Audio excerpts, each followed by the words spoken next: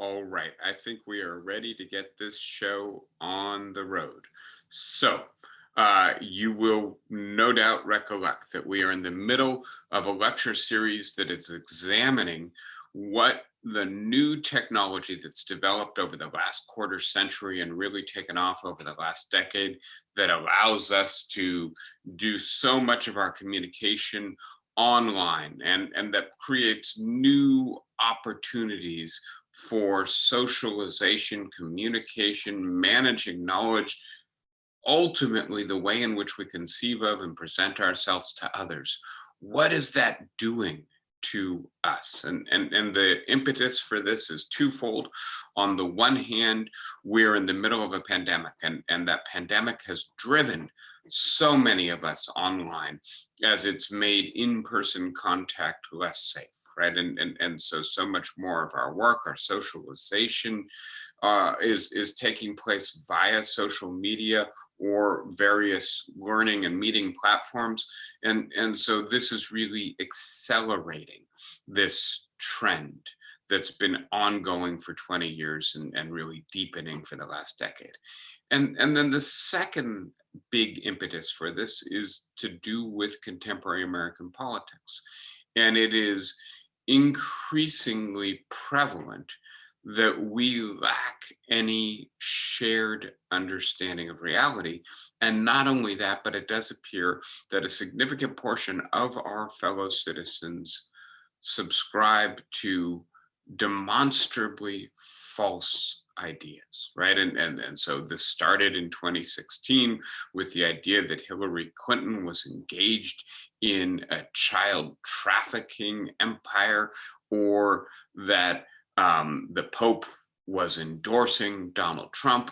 It continued in 2020, especially with the QAnon conspiracy, which built on that idea that Clinton was engaged in human trafficking and that Trump was somehow going to save the country from the evil bureaucratic cabal that had infiltrated and in many ways taken over our government. And then with the denial that Joe Biden won the election, right? And so there's a sharp disagreement on reality, on what's actually occurring around us. But in addition to that, there seems to be increasingly widespread belief in conspiracy theories, et cetera. And so today we're going to pivot into the topics that are more directly relevant for talking about what you might call epistemic anarchy, right? Which means no regulation, no order to knowledge, right? It's just anything goes. If you make it up and enough people follow it, then it gets believed, right? And so how are these new technologies transforming knowledge and attention? And I'll explain as we get deeper into it why I'm pairing those two, but I'm actually going to spend a lot of time on attention because one of the preconditions for valid belief formation, right? It's not enough to believe something, right? You have to believe it for the right reasons. And so we can begin to talk about what are the conditions of valid belief formation.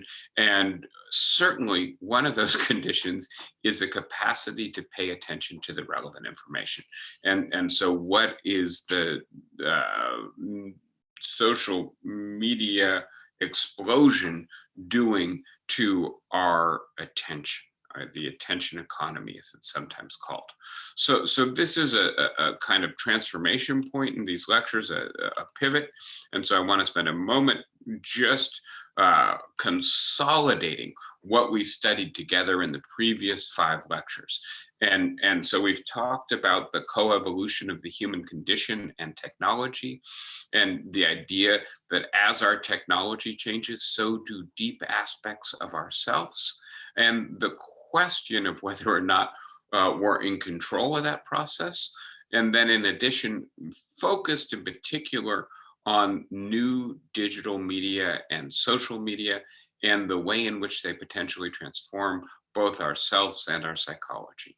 And so we looked at the explosion of digital communication use in the last 10 years, right?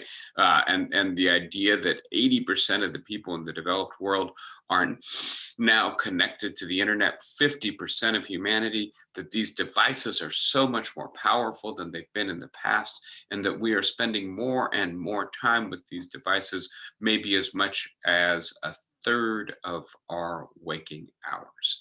And then this idea that as our technology changes, especially our intellectual technology, the technology that helps us to think, to organize our knowledge, to understand our world and different dimensions of it, whether that's space or time or social connectivity, as that technology changes, so too do we change, right? Our ways of relating to time, to space, to each other, our ways of conceiving ourselves. And the question of control then is not just a question of whether or not technology, once it's out of the bag, escapes our capacity to direct it, but also whether or not we are able to control its effects on us, or to repeat the phrase, we become tools of our tools, right? And so that's a big theme we've talked about, and we looked at Neil Postman's conception of technopoly to refer to the current era of the relationship between culture and ethics and technology, an era in which we have completely surrendered any effort to exercise cultural or ethical control over technology and just are willing to go where our technology takes us.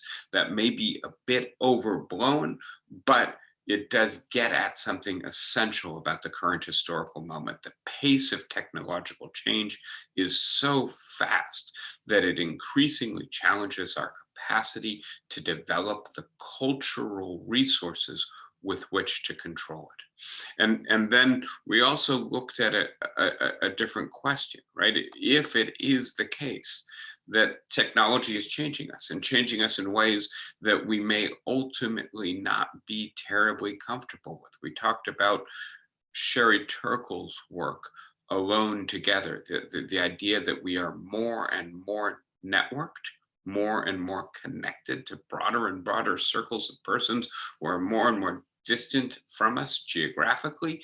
And yet at the end of the day, many of us end up feeling more alone. And so if we're not happy necessarily with this technology, if it's just not clearly a win-win scenario, then why are we still using it? And we looked at the features of 21st century life that are driving human interaction online, the demands that work places on us, the way in which we have to pay particular caring attention to the people immediately around us, whether that's our children or our other loved ones, or the people that we work for and with, that may be producing human fatigue. And we talked about, right, what makes direct human interaction hard is also what makes it rewarding, but it's hard. Right. And so if technology offers us a shortcut, a kind of human connectivity light, if you will, maybe that is particularly tempting in the 21st century knowledge economy, with the intensification of the demands for care. And then you add the pandemic. Right. And so all of this seems to be creating an almost irresistible temptation to transfer much of our formerly in-person interaction online. And then finally, in these lectures, we looked at what the new technologies are doing to ourselves and our psychologies. And so the kind of tricky way to put this is, it's changing the subject, right? It's changing the very nature of the self. And we looked at three main transformations.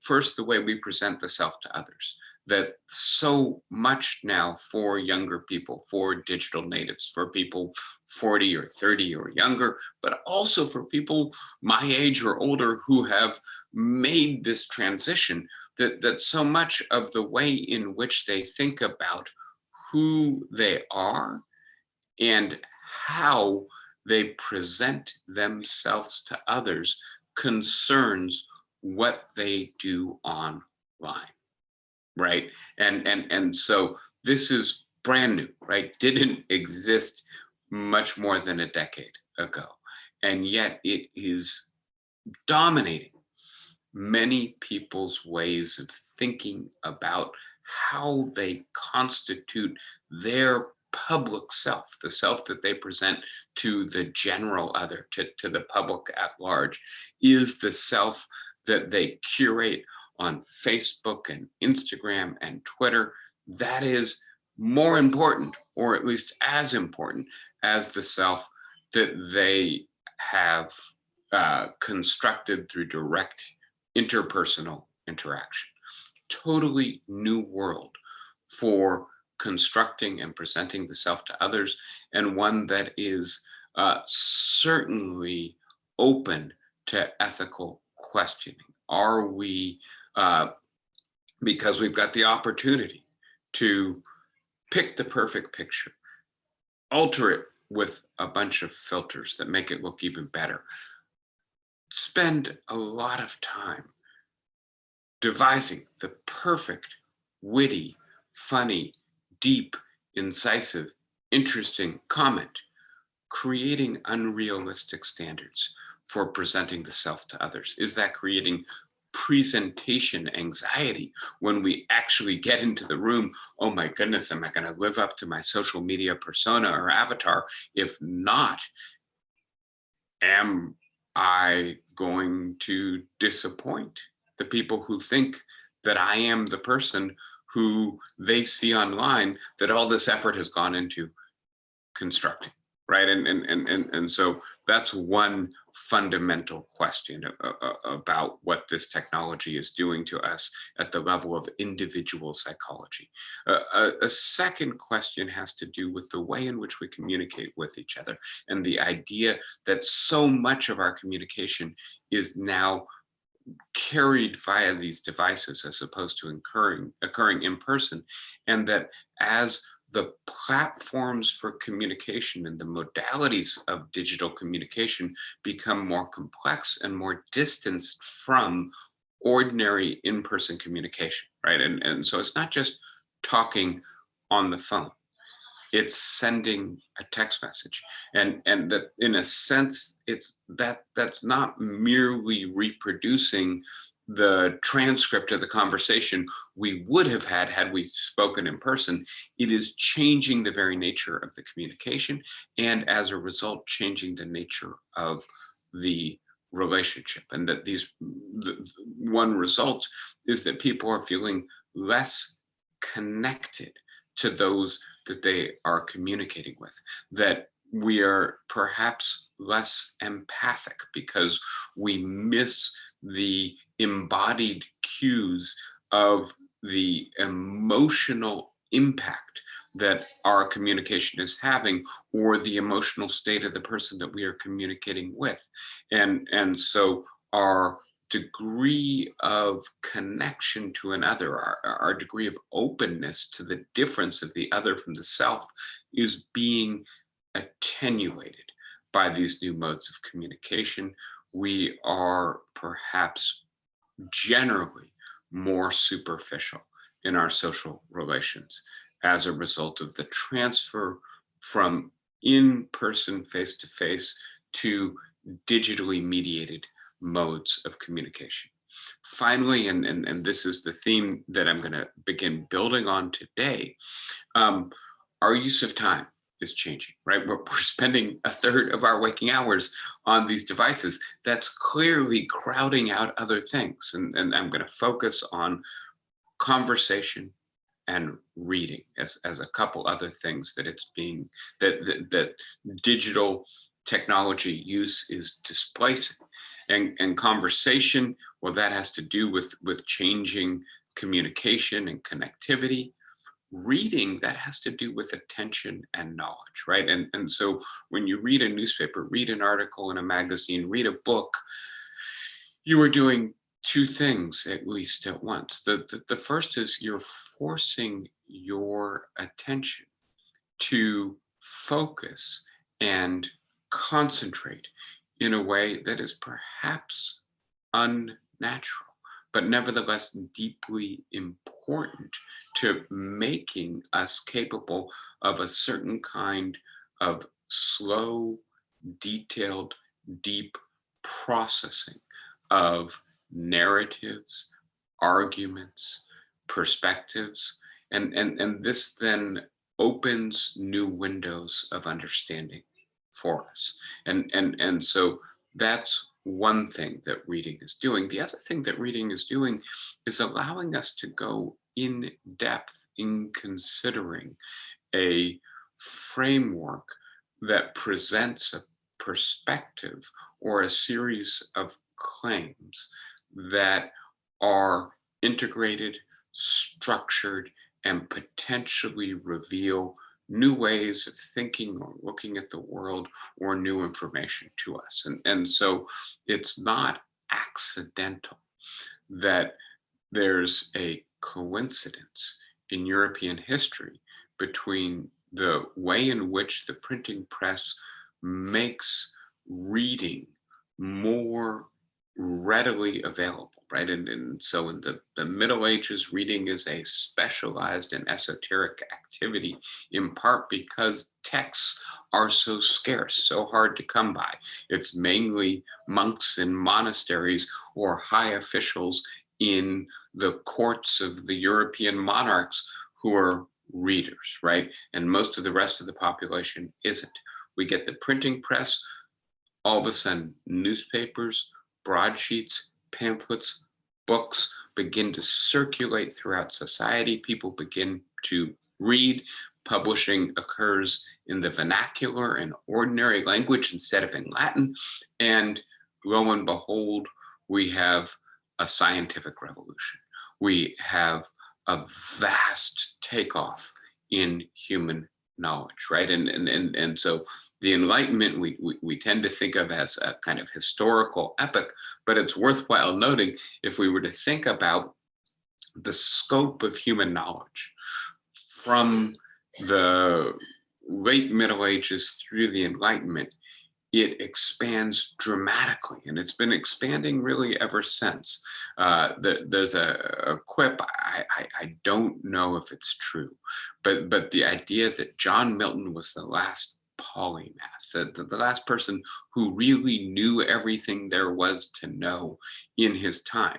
And the reason is not because we don't have people as brilliant as Milton anymore. There are some, right? But as opposed to that, because the amount of knowledge has just expanded so rapidly that no matter how brilliant the person is, there's no way anyone can master it all, right? And so that coincides with reading. That's not an accident. That's because reading allows us to understand deep, penetrating arguments and analysis perspectives that reveal new ways of looking at the world and challenges us then to both internalize new kinds of knowledge and to produce new kinds of knowledge.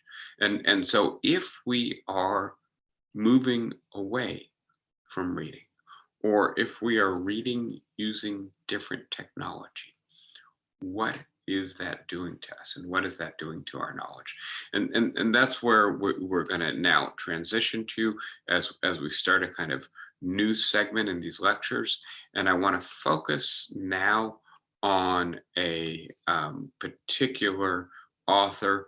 His name is Nicholas Carr. He's the author of at least 3 important books on technology. And I've got two of them here, The Big Switch and The Shallows. The third, the more recent book, is The Glass Cage, which is about the transformation of work. But I really want to pay attention to The Shallows primarily. And as you can see, the subtitle is What the Internet is Doing to Our Brains. And I think this is extremely important work. And as you can see, this was shortlisted for the Pulitzer Prize. Among other things, Carr is a wonderful writer and thinker, but he's also, again, somebody who is exploring from a very well-informed perspective on technology. And his first book is really about the evolution of technology, and in particular, the move to online computing and how it vastly increases the computational power available to us. And so he's got that technological background, but by the time he gets to The Shallows, he's really interested in the psychological, the cultural, the epistemological, the cognitive effects of our use of technology, which is why I want to focus on it. And so I'm going to start with reading, and we've been talking about this a little bit, but I'm going to just introduce some of the ideas that Carr and others share with us for this theme. And I want to start with the importance of the process of knowledge acquisition. And as I've pointed out to you, once we enter a literate culture, we actually see transformations in the structure of the brain, right? The frontal cortex develops more dense neural networks because that's the part of the brain that reads and writes. That's the part of the brain we use when we read and write. And so all that to say, the way in which we acquire knowledge actually influences not only the amount and the kind of knowledge that we can acquire, and I've given you the example already that if you're in an oral culture, right, you're probably, well, you're certainly limited in the complexity of the narratives and the arguments you can transmit. And so probably works like Homer's Iliad or the Odyssey are about as complex as a spoken tradition can commit to memory, right? Because remember, you have to transmit this generation to generation orally.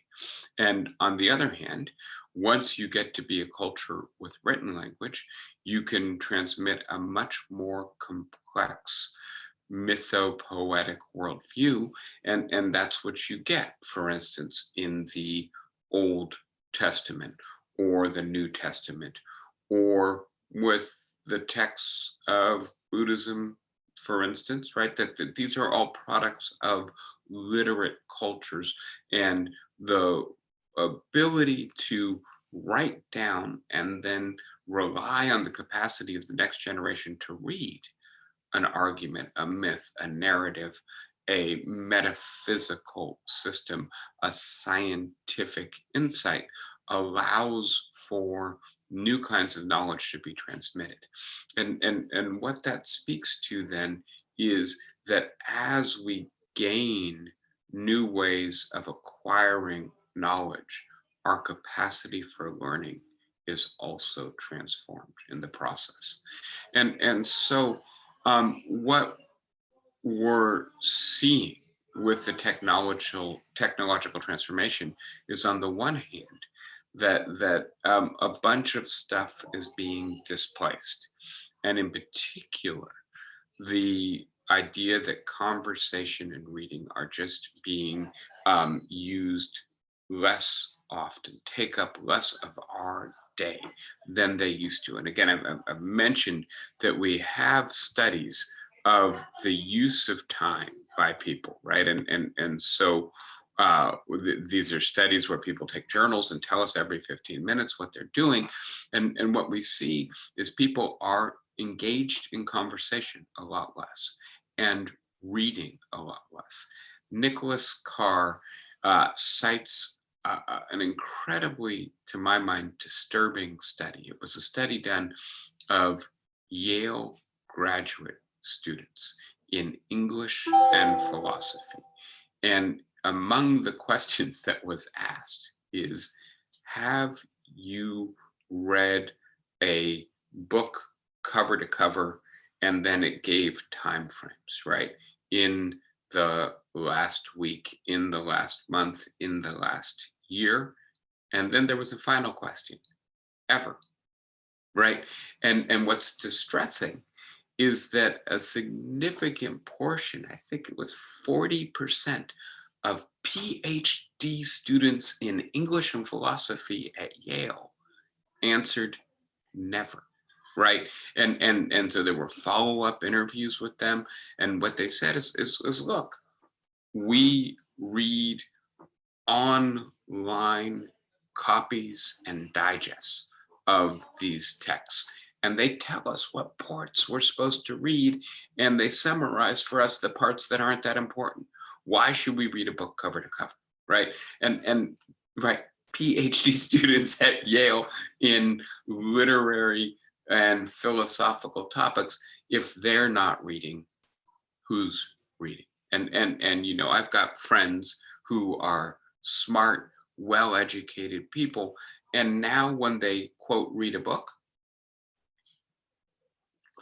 they don't mean they read the book.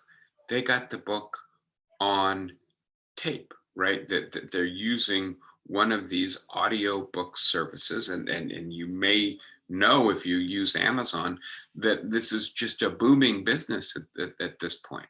And there's nothing wrong with listening to a book.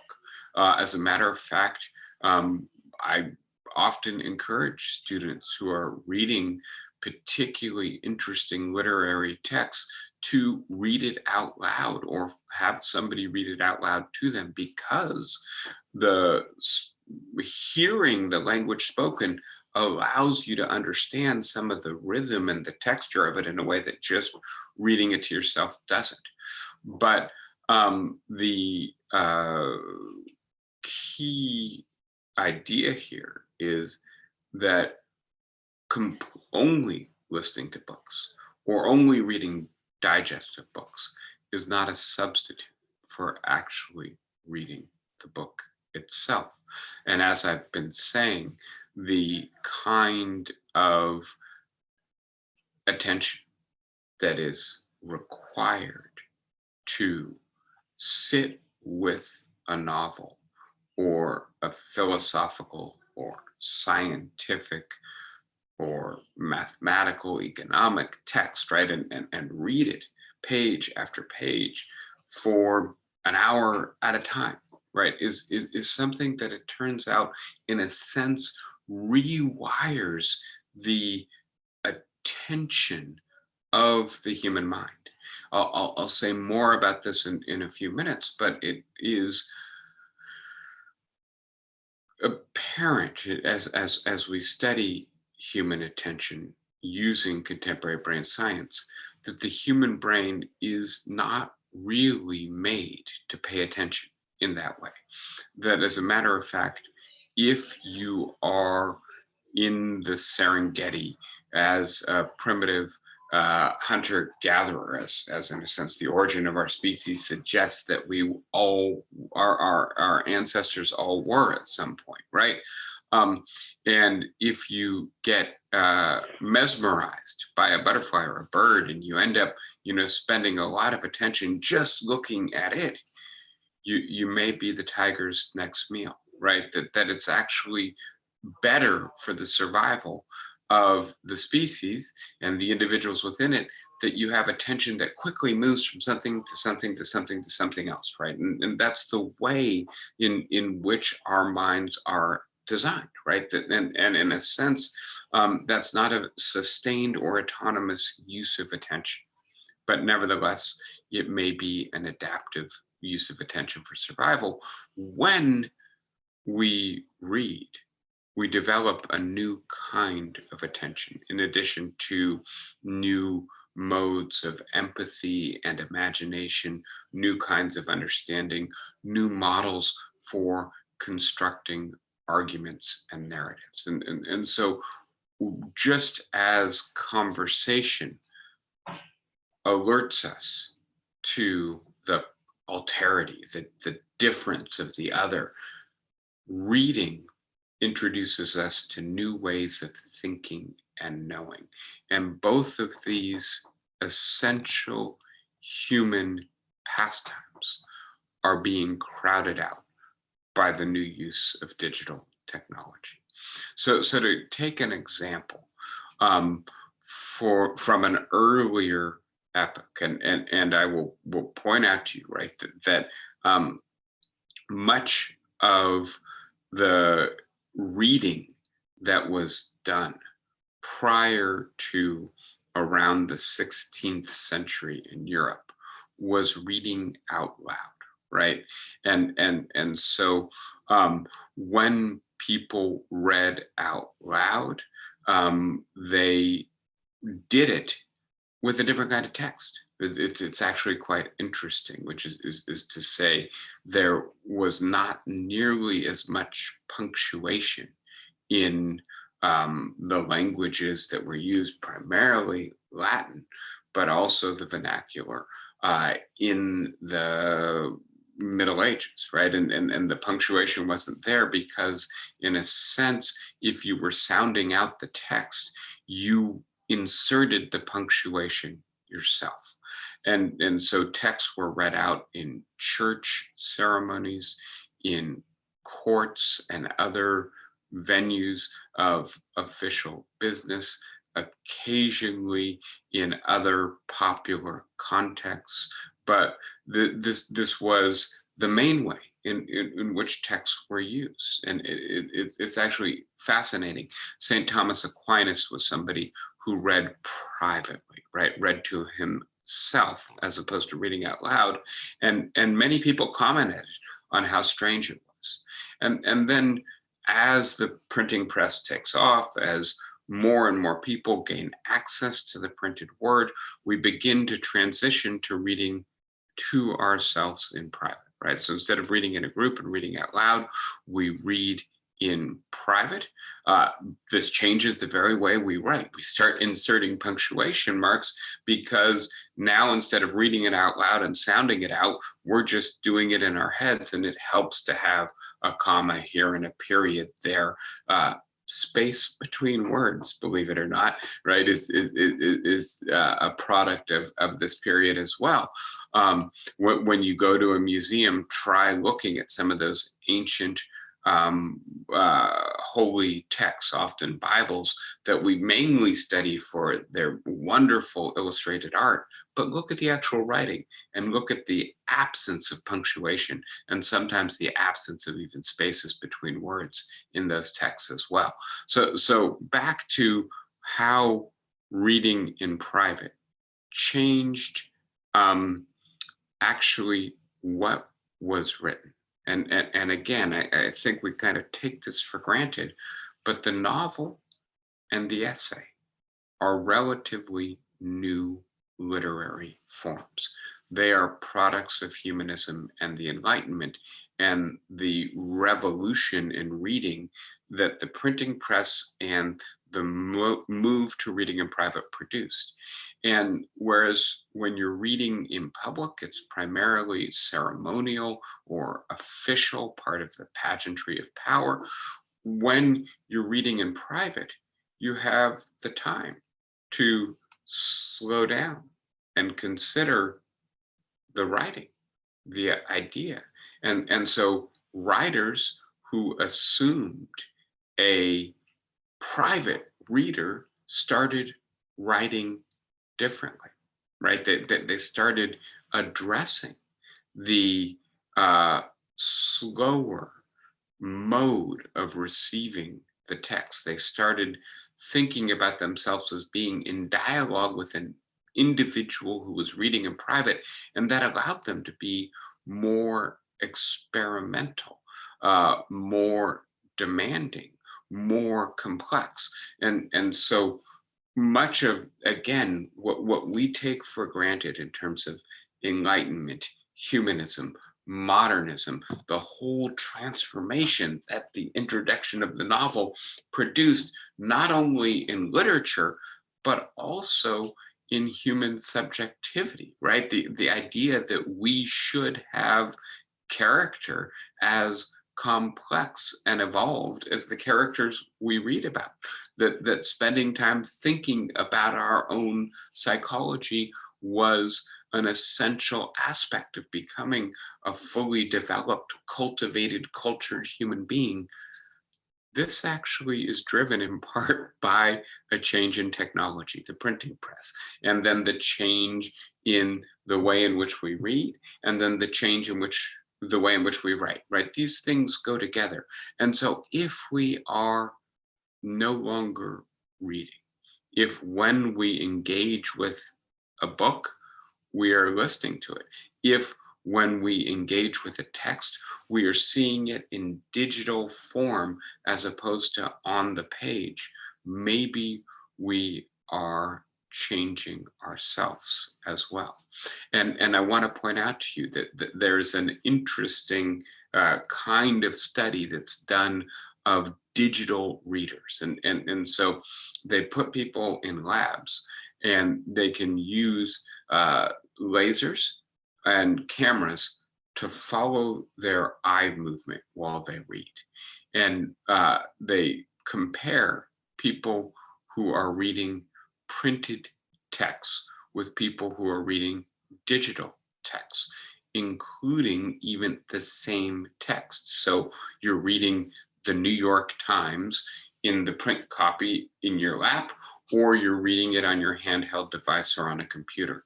And what they find is that the eyes actually move differently depending upon whether you're reading it in the printed version or the digital version. That when you're reading it in the printed version, your eyes move across the text in a linear fashion. And when you finish a line, they move down to the next line and continue, right? That there's simply a focused relationship to the words in the order in which they occur on the text. You let the text structure the movement of your eyes. That's, in a sense, probably what you would expect, right, when you're reading. But if you're reading on a digital device, it turns out your eyes don't move like that. They move around the text, right? They move back to where you're reading, and then they jump around some more. And then they move back to where you're reading, and then they jump around some more. Why is that? Well, it appears there are two reasons. The first is that in the text on the screen, there are hyperlinks. And if you read the New York Times online, I'm sure you see this all the time, right? Which is to say, part of the text is not in black and white, but instead in blue and underlined, right? What does that mean? That means if you click on that part of the text, it actually contains a link, and that link takes you to another article. So it's a way of cross-referencing, or the term of art here is hyperlinking, right? So that you can go to the article that is being referred to, and many times the portion of the text you're looking at in your screen has 10 hyperlinks on it, right? And so your eyes move back and forth between what you're reading and the other hyperlinks. It happens fairly automatically. The other thing is, if you're reading on a handheld device, a mobile phone, for instance, even though you're in one window, other applications may intrude, right? And so you get a text message and something pops up at the front, or you get an alert from the newspaper or your bank, or your front door opens and you've got a electronic security system, you get an alert, right? And that intrudes into what you're reading. Just at the top, it's subtle. You don't have to look at it.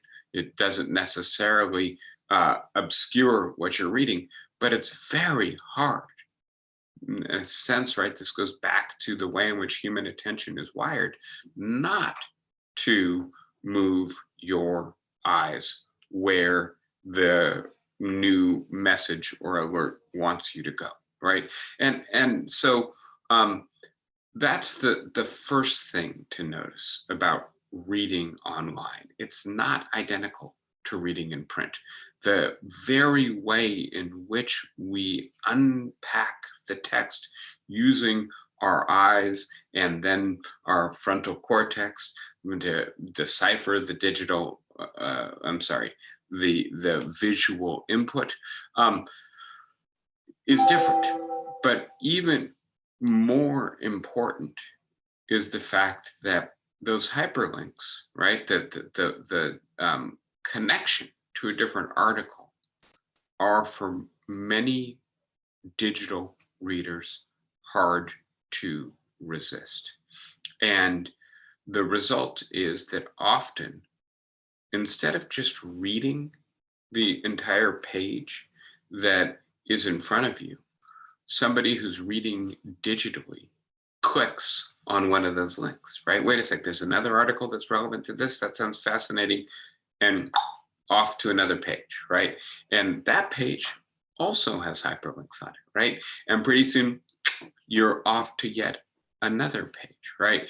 And you may have heard this metaphor. People speak of this as falling down the rabbit hole sometimes, which is to say you were trying to read about the most recent mutations or variations in the coronavirus, and the next thing you're reading about is the development of a new vaccine, and then you're reading about the politics of the CDC, and then you're reading about the Trump effort to influence the CDC, and you lose track of what you were reading in the first place, right? And you never go back to that article. And Carr, Nicholas Carr, the author of The Shallows, has a wonderful metaphor for this. He suggests that reading a book is like scuba diving. You go deep. You focus on one thing. It holds your attention and it allows you to unpack that narrative. Reading online, he suggests, is like jet skiing. You skip across the surface from place to place to place to place. And he doesn't suggest that's altogether bad, right? Sometimes there are connections between ideas that the networked, hyperlinked digital text allows us to see and figure out in ways that are helpful and lead us to understand other relevant aspects of the subject. But if digital reading is displacing print and paper reading, then new ways of thinking are being developed at the same time. And so he worries that we're witnessing a transition between two modes of thought, one of which you might call linear. We're going to just progress with the narrative that has been set out by another author, someone who is probably pretty good at constructing narratives, arguments, perspectives, theoretical models. That's why we're reading them, right? And as opposed to that, people who are doing networked thinking are jumping from topic to topic to topic, not following the train of argumentation or narration set out by a single author, but instead skipping around from topic to topic. And so Carr worries that this is changing knowledge, changing thinking, changing attention in ways that we're only just beginning to figure out. And he's not alone in pointing out that we have much greater levels of diagnosis of attention disorders and deficits today than we have had at any point in human history. Of course, these are relatively new diagnoses, and so it could be that we are just discovering something that we hadn't paid as much attention to in the past. But the other possibility here is that we're actually fracturing or fragmenting our attention by the way in which we read and speak. And so the concern is that not only do we know differently and perhaps know less, or know less in depth at least, as a result of the way in which we assimilate information and knowledge in the digital age, but we're actually changing our very capacity for sustained attention. So I'll just continue with these themes for another minute and then leave a few minutes for questions. One idea here, and I've already talked about this, is this dialectic between silent reading and private writing, right? And when I say dialectic, there's a dialogue, right? That the writer imagines a reader, and that the reader in turn has to sympathetically identify with the writer. I'm going to give you an example that I find to be wonderful, fun, interesting, which is that if you read, say, Anna Karenina, and there's a scene in which she is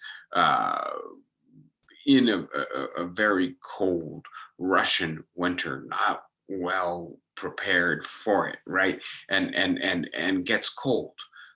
If we do what's called an fMRI, a functional magnetic resonance imaging of your brain, what we find is that neurons are firing that would fire when you yourself were cold, right? And so by reading words about a fictional character getting cold, you yourself have a shadow experience of the cold. And right, so you've done a lot of work to put yourself in that position. You're not self-aware of it necessarily, but that's in part what reading does to you. And the idea that there is an attentive reader to meet the demanding writer halfway, right?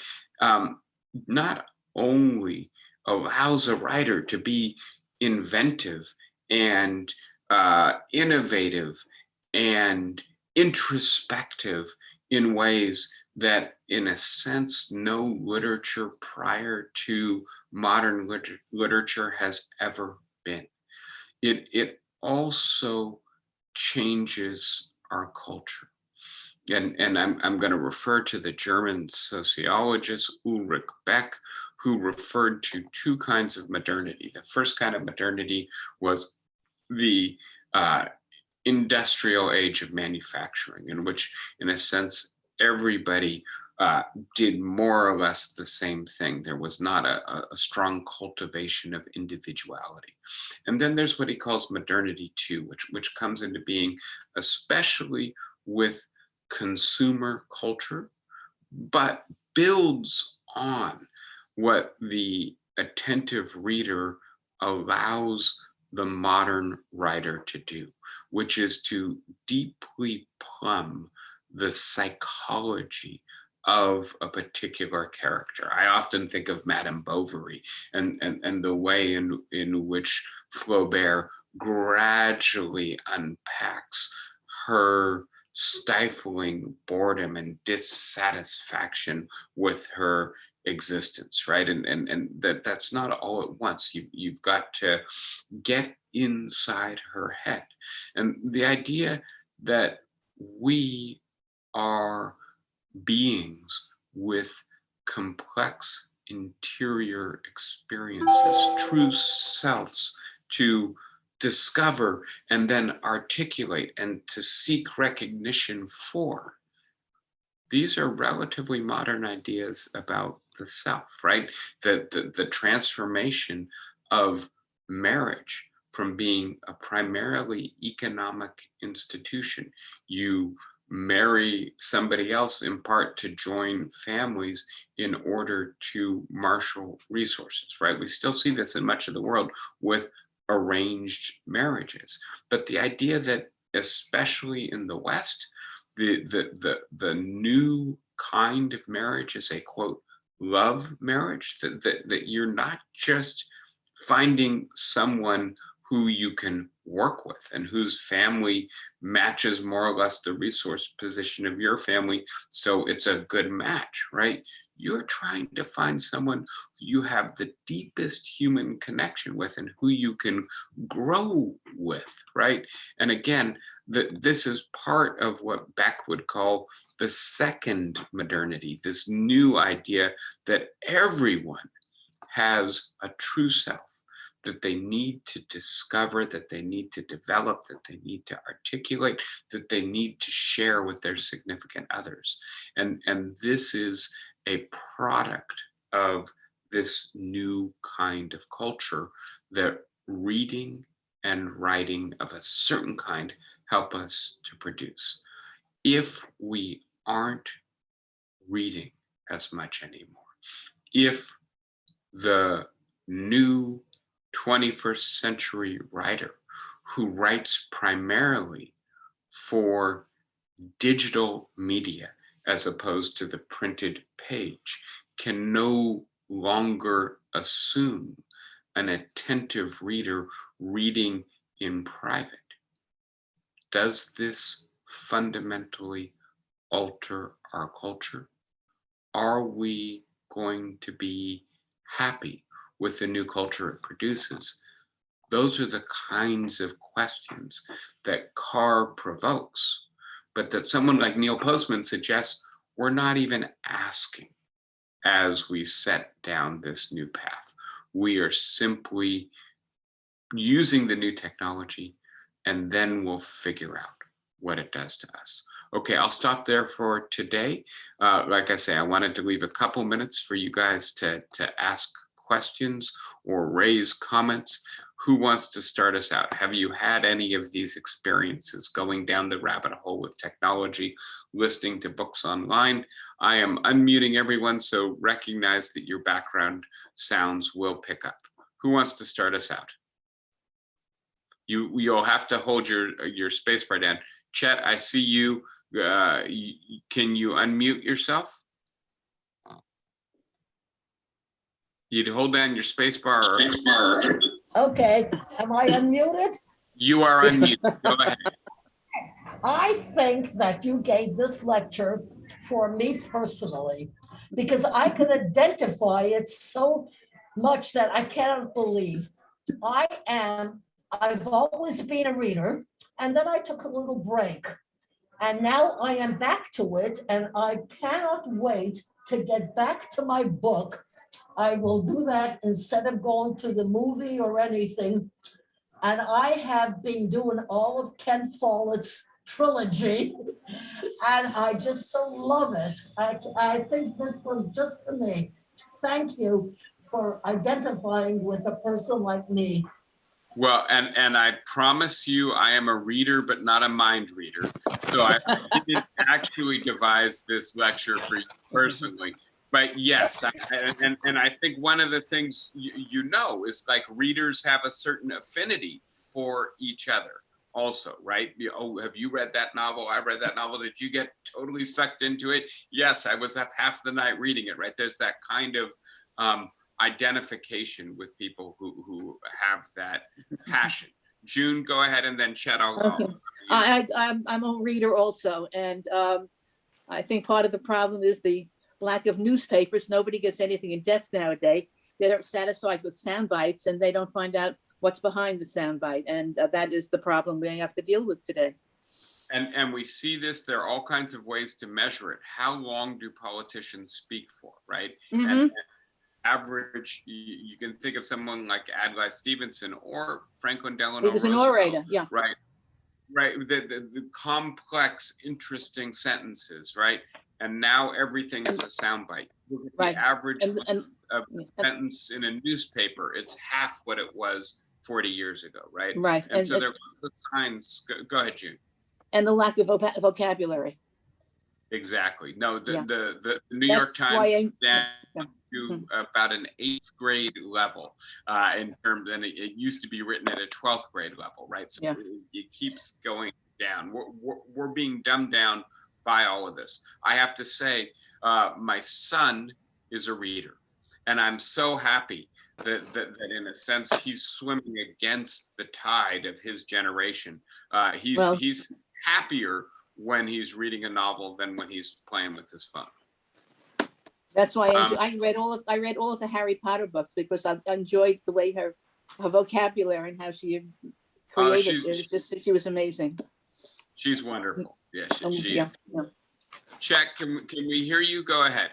Yes, it's really a minor correction, but using an analogy of studying a butterfly in the Serengeti, and you drop your defenses, and all of a sudden the tiger eats you.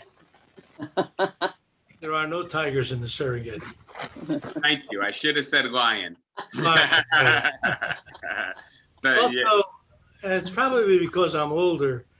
I was quite a reader when I was younger, maybe because my mind was clearer. Now when I read, it suddenly reminds me of something, and I'm actually physically reading the words, but my mind is going somewhere else. And I don't know how to correct that. Just a page, I guess. Well, I would say practice. And I know it's frustrating, and all of us have this experience at certain points of being distracted or flighty, of having trouble keeping the train of thought. I do think, from what I understand, and at some point maybe I'll give you guys a lecture on this, but there's a contemporary neuroscientist whose name is Daniel Levitin, and I'm putting him in the chat bar. And I believe the name of his book is How to Age Well, something like that. And it's really about the brain and about recent discoveries in neuroscience. And so for much of the last 80 years, the standard orthodox view was that you couldn't learn new things after around age 25. And by that, it doesn't mean literally, you can't learn a new idea, but you don't make new neurological pathways, right? New connections. And a number of neuroscientists, Eric Kandel got the Nobel Prize for this, showed quite recently, last 20 years, that that's just not true. That you can continue making new neurological pathways into your 80s and 90s, right? And so you can learn, you can, in a sense, force your brain to remain nimble, agile, responsive later in life. It's harder. There's no doubt about it, but you can challenge yourself and you can do it. And I would encourage you to in a sense, face up to the frustration and give it a try. See if maybe you can overcome it with practice. All right. I have a question. Yeah, go ahead, Lois. I know you're another reader. I read all day long, and all night long. And when eyes can't focus anymore, then I go onto my audio books and I listen. That's all I do with my time. But that's not what I was going to ask you. What I was going to ask you, we talk about husbands and wives or partners. You were just talking about them. Does the relationship between those two people change in terms of having conversations, in terms of using digital, anything? How is that relationship changed by all this? Oh, interesting. So I'll say just a little bit about this. And some of you may be familiar with Carl Rogers, who is a humanist psychologist, influential in the 1960s and the 1970s. And he wrote stuff on the way in which couples encourage each other to grow if they're in a good dynamic relationship. And he actually used the metaphor of the double helix as spiraling upwards, right? So that if you're in a relationship that encourages and demands growth, you will continue to challenge each other over time. And I like that metaphor, and the idea that a good relationship is not one that simply relies on love and connection, but also involves encouraging each other to grow. So if that's right, and if the way in which you truly understand another person, especially in their difference, is through conversation, then conversation is going to be absolutely essential, not only to deep interpersonal connection, but also to the kind of personal growth that a true partnership with a significant other can create, right? And so, yes, I am very concerned. And again, I hear this from my students. I read about it in romantic relationships, that people are texting each other instead of discussing things with each other. And in particular, what you read about, and I think it's funny, is the harder the topic, the more likely you are to send a text message as opposed to have a conversation. If you want to confront somebody about something that's disappointing you in their behavior, etc., you send a text message because it's easier, because you don't have to deal with the blowback, right? So yes, I do think that relationships are likely being changed by that. That's perceptive, Lois. Thanks for pointing that out. All right, everybody. Wonderful to be with you again today. And I you have the same bright sun shining in your window that I have here. I hope you're able to get out and enjoy the day a little bit. Take Thank care. you, thank you, thank you. Thank you, guys, and we'll see you next week. Take care, everybody. Be well. Bye.